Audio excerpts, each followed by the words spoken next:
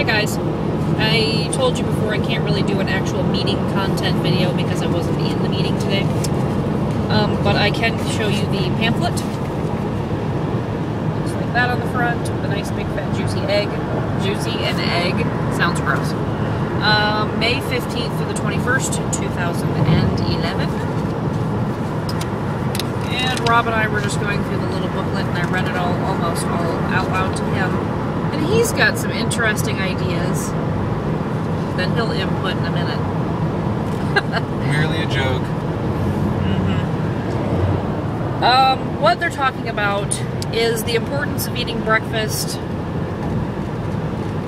to keep yourself going, to keep yourself from overeating later on in the day, to give your brain energy, because if you go to work or anything where you need to think, you need some kind of fuel to keep going.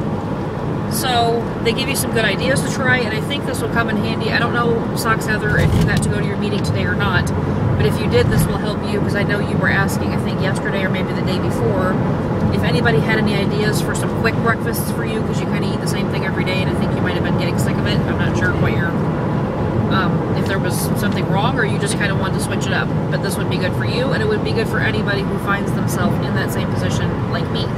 I kind of eat the same thing almost every day. Because it's fast, it's easy, and I like the taste of it. But it does get old, and it's not really giving me a variety of food. So,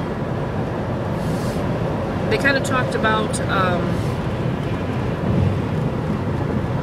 can't think what I'm trying to say, power foods. Why they call them a power food, but though they don't really explain it exactly. They just say that power foods are power foods because they're the healthiest and most filling choices within a specific category. So if it's like the bread and cereal category, they would pick the most healthiest and most filling out of that one to consider that a power food. But things like the cookie category, they couldn't do that with because none of them were healthy or filling. So that was, they explained that, and then this lady on the next page, they interviewed a person named Lisa Chermick. Oh, she's the executive food editor, and she said that she used to just grab a sandwich for breakfast, which was egg cheese on a regular bagel, but now she'll get either a light English muffin, a sandwich thin, which we all eat, or a piece of whole wheat toast, and then she'll take like egg whites. Sometimes she uses cheese, sometimes she'll even add a slice of deli turkey and some vegetables, but she likes to take a sandwich because it's easier for her to grab, and I think that's kind of what Socks Heather's been doing. We're going to get to some different ideas. There is a recipe for something called creamy scrambled eggs with scallions and tomatoes that is 3 points per serving, which is 3/4 cup, and I will write all that out for you as soon as I can. I'll have to do it once I upload the video and can actually get on my laptop, because I can't do it from the iPod. And then they use eggs and egg whites in the recipe, and so on the next page they give you some ideas on things you can use the egg yolk for if you don't use them in your recipe.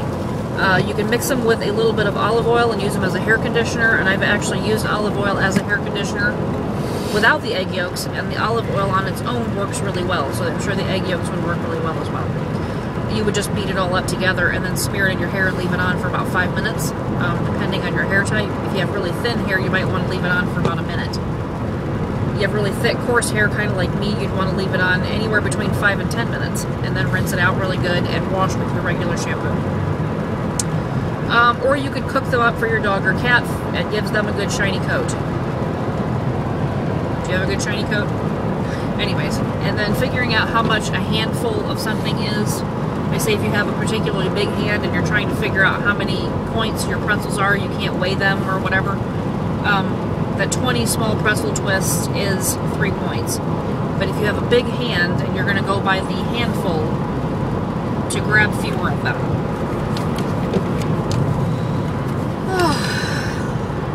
Oh, and the highest point value item in the A to Z food list book that they give you when you first start is a restaurant type, fast food restaurant type taco salad with the crispy shell thingy, 18 points.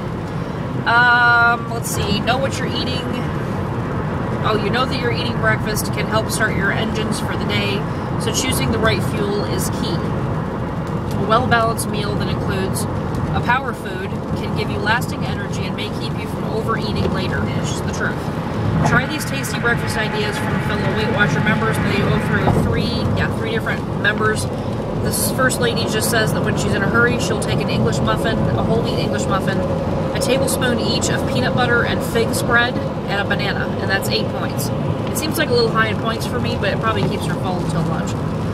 If she can make a head, she will do the mini muffin tin quiches. She gives the recipe for that, and I'll write that out for you guys as well. The next lady says she likes a drinkable breakfast, so she will do a Weight Watchers chocolate smoothie packet with a cup of fat-free milk and a spoonful of instant coffee. So she's kind of getting her coffee in there with it.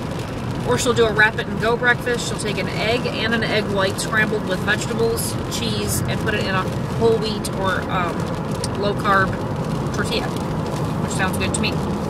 And then she will eat like a sliced apple or a piece of fruit to kind of round it out and make it last a little longer.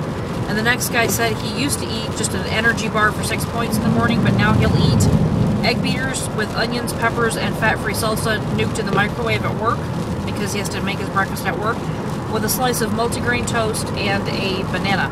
And he likes to make his lunches and breakfasts the night before. I mean, to get them together to go to work. If you're not a breakfast fan, it says don't worry, it's fine to wait a few hours until you're hungry. It says a Weight Watchers nutritionist, Leslie Fink, if it's traditional breakfast foods that you dislike, why not have lunch or even dinner for breakfast, like a low-fat grilled cheese or a tomato sandwich, or a turkey wrap, or peanut butter and jelly, or even a baked potato. If you can stand only a tiny snack in the morning, then try a smoothie with low-fat yogurt and fruit, or a piece of whole wheat toast with a slice of non-fat cheese. But whatever it is, aim to eat some protein, some carbs, and a little bit of fat for staying power. That's what's going to keep you full. And then they went through this little thing. They must have done this in the meeting today. They had this little list of different things, breakfast with 3 points, 4 points values, and they were going to ask, you know, does anybody have an idea for a breakfast with 3 or 4 points values? And I really wish I would have been there. And then you write down what the other Weight Watchers members say, and then 5 to 7, and then 8 to 10, and they must have given suggestions. And then moving more, they always have that moving more thing in the back, which is, you know, telling you to get it moving. And then they always have a coupon, and this week it was for $5 off of any 12 smart ones, which is pretty good. And they always have a little tip by the Weight Watcher on the bottom, on the back, and it says, I've learned that when I eat a good breakfast, my day goes better. I feel more satisfied, have more energy, and I make better choices throughout the rest of the day. And she is from Indiana. And she got a Bravo sticker for saying that. So, that is May 15th to the 21st, 2011, Weight Watchers weekly thingy. I will upload this as soon as I get to a place with Wi-Fi. It is pouring down rain. As you can see, we just went through South Carolina. We're in South Carolina, just kidding. And we're headed to our destination. We're going to be stopping for lunch soon, so I'm excited about that. Yeah. That's it. So, I'll talk to you guys soon. Goodbye!